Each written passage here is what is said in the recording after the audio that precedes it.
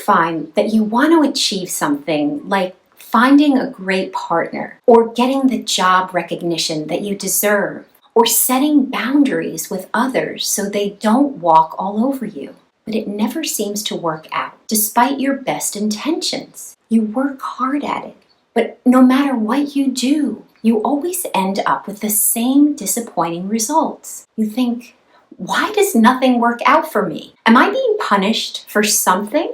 Well, maybe not. Maybe you're stuck in a pattern that is there to teach you something. Well, what's the pattern that I'm supposed to learn about? And how do I get better results to achieve what I want? Stick around and find out.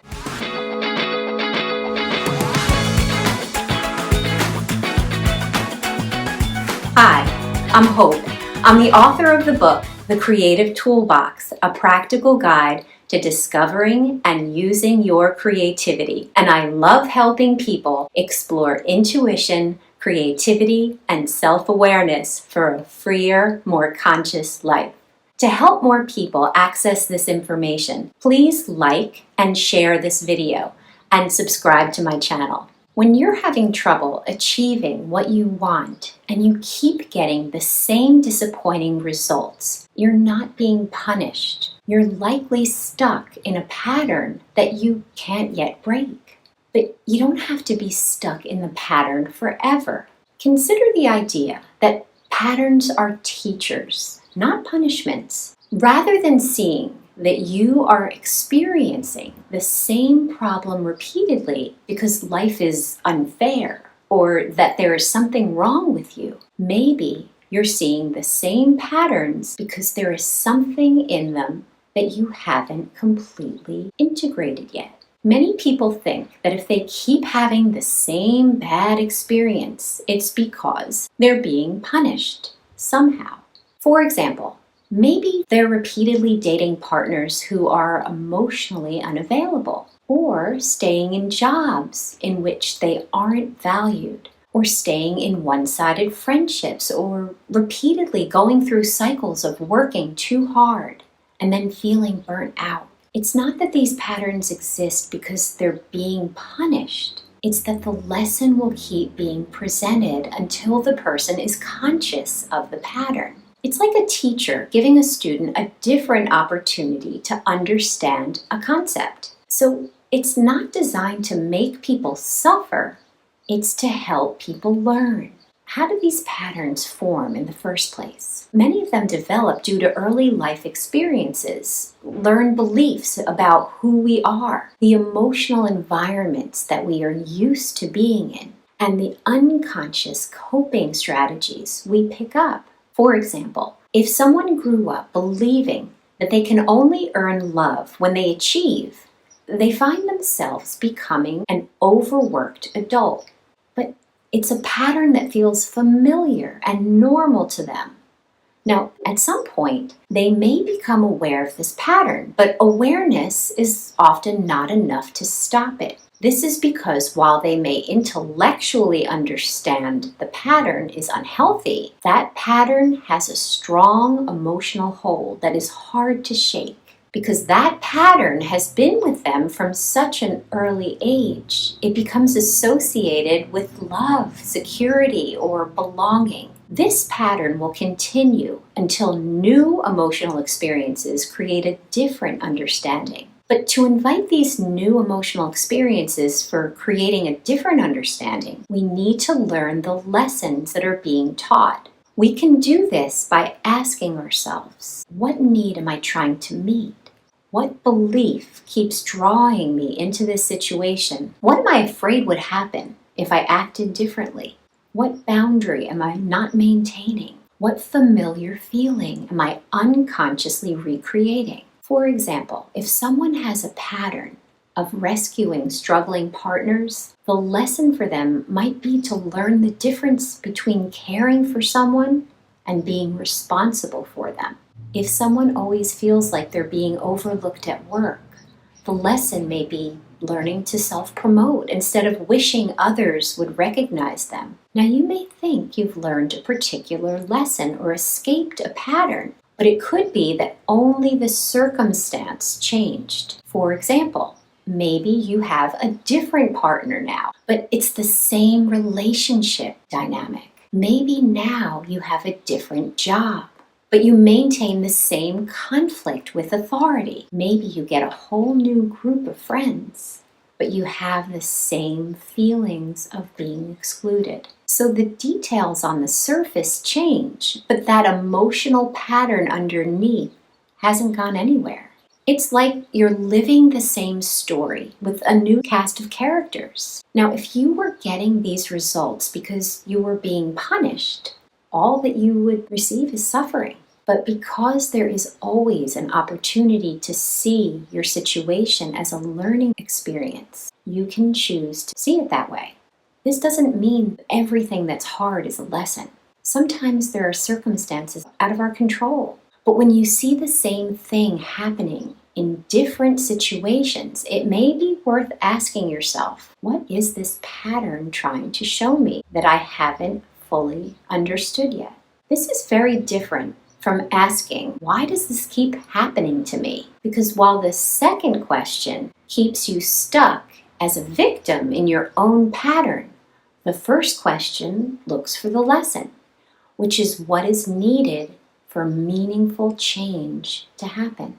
We can also feel like we're having to learn the same lesson over and over because there may be parts of us that haven't yet been fully understood, integrated, expressed, or healed. For example, someone might repeatedly get into relationships with emotionally unavailable partners. As mentioned before, they may think a new relationship is different because the person or circumstance is different. But underneath the surface, there's the same pattern, the need to earn love rather than freely receive it. A fear of intimacy, a belief that love means you must struggle, or a wound that's been present since childhood that hasn't fully been dealt with. The unconscious is looking for the person to finally see the pattern and respond differently by giving the person repeated opportunities to become aware of it. The famous psychiatrist and psychotherapist Carl Jung wrote, "Until you make the unconscious conscious, it will direct your life, and you will call it fate." What he meant by that was you don't repeat the same life lessons because the universe or God is punishing you for failing a test, but because there's something you haven't yet completed that keeps the pattern going. What hasn't been completed? It could be something like fully grieving a loss, accepting a part of you that you've rejected, integrating more than one conflicting desire, realizing a hidden fear, or developing a capacity that has been missing, such as assertiveness, trust, self-worth, or vulnerability. Once you have integrated the issue, there's nothing that drives the need to repeat the pattern. If the same situation arises, you respond differently, so there's no need to experience that lesson. There is a difference between knowing the issue and integrating it. Someone might think, I know I need better boundaries. Conceptually, they have the understanding, but if they continue to say yes when they mean no, they will feel resentful and attract situations in which others trample on their boundaries. So in this case, the lesson has not been integrated yet. What would integration look like? Seeing the fear behind the weak boundaries, accepting that disappointing people will feel uncomfortable, acting differently from your usual behavioral pattern when the situations arise, and developing a new self-concept that promotes self-protection. Once these new behaviors occur, the old pattern often breaks. Rather than seeing another repetition as a punishment, you can view it as a signal to ask yourself, what am I not seeing? What feeling am I avoiding? What part of myself am I rejecting? What belief keeps generating this outcome? While the circumstances may be different externally, the emotional root is the same. For example, if someone feels repeatedly overlooked at work, they may quit their job and get a new one. But at the second job, they still feel ignored. So they quit that job and get a third one. where, you guessed it, they feel ignored. While it's possible that each one of these workplaces are problematic, it's also possible that the person in these workplaces has not yet integrated what their pattern is trying to teach them. Instead, they avoid speaking up. They assume their contributions don't matter. They wait for someone to recognize them before they advocate for themselves. Or they expect to be unseen, so they are. The pattern repeats and the integration does not occur. Integration in this situation doesn't mean forcing confidence. It's more about becoming aware of how you seem invisible and consciously choosing different behaviors. But not every pattern is going to be the same for everyone. So a practical way to identify the pattern is to see what the common denominator is in all the repeated experiences. It could be a belief, a fear, a wound, a habit, or an unmet need for an unrecognized strength that has not yet been fully acknowledged, felt, accepted, or embodied. Once this recognition is integrated, the same circumstances will no longer lead to the same outcome or emotional experience. Sometimes emotional triggers can point to what has been unresolved or unintegrated within the pattern. Here's an example. A colleague may offer a mild critique, such as, "Your report could be more clearly written." Maybe you react with intense shame, anxiety, rumination for days, or feelings of inadequacy. This is a very strong reaction to this small comment from the colleague. This may be because it triggered a connection to something much older or deeper than what occurred in the present situation. It could have brought up an old wound, a core belief, an unmet emotional need, a rejected aspect of oneself, or a fear that was never fully processed. If you find yourself triggered, asking yourself questions may be helpful, such as, what does this situation mean to me? What am I afraid this says about me? What familiar feeling does this remind me of? When have I felt this way before? What belief is being activated? For example, if being ignored triggers you, you may have a fear of being insignificant. If you're triggered by being criticized, you may have a fear of inadequacy or rejection. If you're triggered by someone needing space, you may have a fear of abandonment. If you're triggered by someone's controlling behavior, you may have unresolved experiences of feeling powerless. If you are triggered when you are praised, you may feel discomfort with being visible or fulfilling expectations of others. The trigger itself may not be the issue, but it opens the door to what the issue may be. Now, as was mentioned earlier, integration changes the reaction. But that doesn't mean that once the lesson is integrated, you will never be triggered by the situation again. But when integration has occurred, you may recognize the trigger quickly, understand why it affects you, make a different choice in how you respond, and even experience the emotion without it overwhelming you.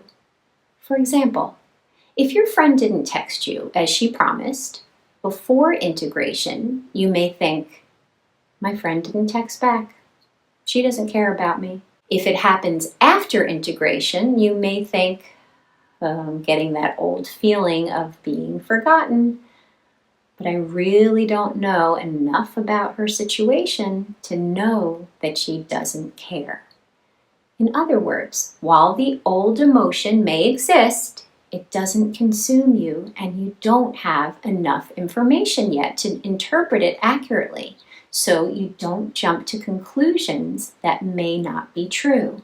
While awareness of a pattern doesn't automatically erase it, awareness interrupts the automaticity of it. What does the cycle of a pattern look like before the awareness of it takes place? First, something happens. Then a familiar feeling is triggered. Next, an automatic interpretation is made. Then a habitual response occurs. And finally, the outcome reinforces the original belief. For example, someone doesn't reply to a text. You feel anxious. You think they're losing interest. You either look for reassurance or withdraw. The relationship becomes strained. You then believe this is evidence that people leave me. It's a self-perpetuating cycle. When awareness begins, you start noticing the steps. They didn't reply. I'm feeling anxiety. I'm telling myself a story that they're losing interest. This is a familiar reaction. Nothing in the external situation has changed yet. But inside you, there is an important change. You are the observer of your pattern. You begin to have the capacity to see that maybe there is a choice in how you respond. This can happen when you ask questions like, is this interpretation accurate? What am I assuming? What feeling am I trying to avoid? What would a different response look like? At this point, the cycle no longer is so automatic. Before awareness, you think, this just keeps happening to me. After awareness, you think, I can see how this pattern unfolds and how I participate in it. This doesn't mean you should blame yourself. It means you see the part you played in it, which is a good thing because you realize that you have the power to make change possible. It is important to realize, though, that awareness is just the first step. For transformation to occur, awareness must be followed by understanding, practice, and integration. For example, awareness may look like, I keep choosing unavailable partners. Understanding may look like, I associate love with earning approval. Practice may look like, I start setting standards and tolerating healthy intimacy. Integration may look like, my attraction patterns and relationship choices gradually change. Once you are aware of a long-standing pattern, it takes time to integrate the lesson to get the results you want. I've put together a free one-page reflection guide called the Knowing to Becoming Guide. If this video resonated with you, you can download it using the link below. Well, that's it for now. Please like, comment, and share this video, and subscribe to my channel to know when the next video drops. Thanks for watching, and stay tuned for more tools for exploring your intuition, creativity, and self-awareness for a freer, more conscious life. See you soon.